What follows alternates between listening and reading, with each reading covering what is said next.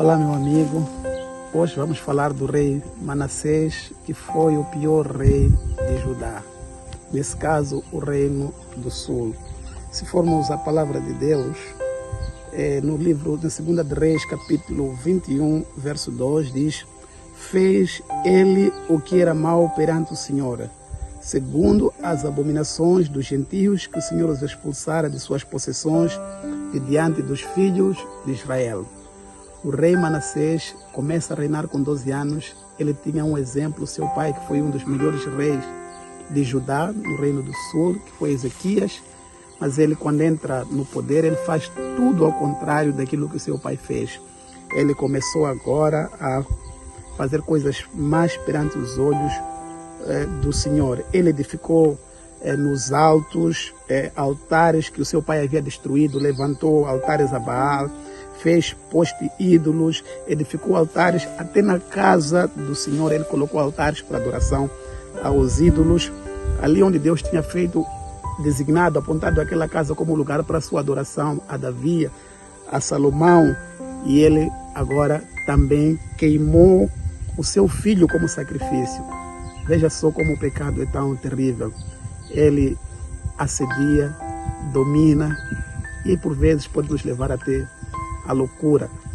Um pai tirando a vida do seu próprio filho em sacrifício, como vemos aqui a partir do verso 5, verso 6, ele tornou-se uma pessoa que consultava feiticeiros, adivinhadores, médiuns.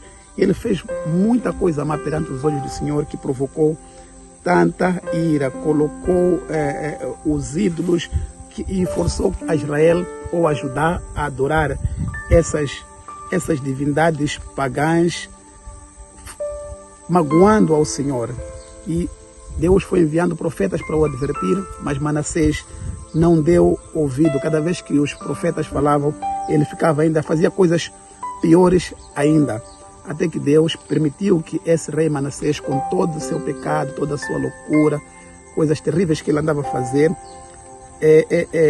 viesse, portanto, os assírios e levaram Manassés cativo. O exército assírio prenderam Manassés com ganchos, amarraram com cadeias e o levaram para Babilônia. Esse é o triste caminho que o pecado nos leva. Muitas das vezes, como nós vemos na história do rei Manassés, o pecado que nós cometemos, ele assedia, ele parece a princípio boa coisa, mas no fim ele pica como uma cobra. Em segundo plano, nós não pecamos sozinhos. Sempre que pecamos, acabamos influenciando as pessoas à nossa volta. Nossos colegas, nossa família, nossa igreja, nossos vizinhos, a nossa comunidade acaba sendo afetada por isso. Assim foi com o rei Manassés. Ele afetou todo o Judá, ficou a viver do mesmo jeito como ele vivia, adorando, portanto, a Baal e aos ídolos. Aqui vemos nesse episódio do rei Manassés que Deus castigou severamente ele, sendo, como eu dizia, sendo amarrado com cordas, sendo amarrado no seu nariz, sendo levado à vista de toda a congregação até Babilônia, sendo punido. Mas, graças a Deus, o seu amor é sempre de portas abertas. Diz que o texto que Manassés fez uma oração e Deus ouviu a súplica e oração desse rei que se chamava Manassés, e ele foi devolvido milagrosamente ao seu trono, voltou para o seu palácio, depois que ele se arrependeu, se humilhou e orou. Então aqui fica mais um alerta da parte de Deus para cada um de nós, que a porta da graça ainda está aberta para mim e para você.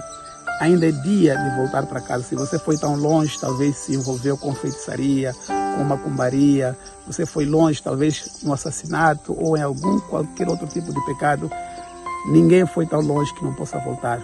Jesus te ama e está lhe convidando para que você se arrependa, se humilhe perante Deus, se humilhe diante das pessoas que você talvez tenha ofendido ou magoado, peça perdão, recomece, há mais uma outra chance para você.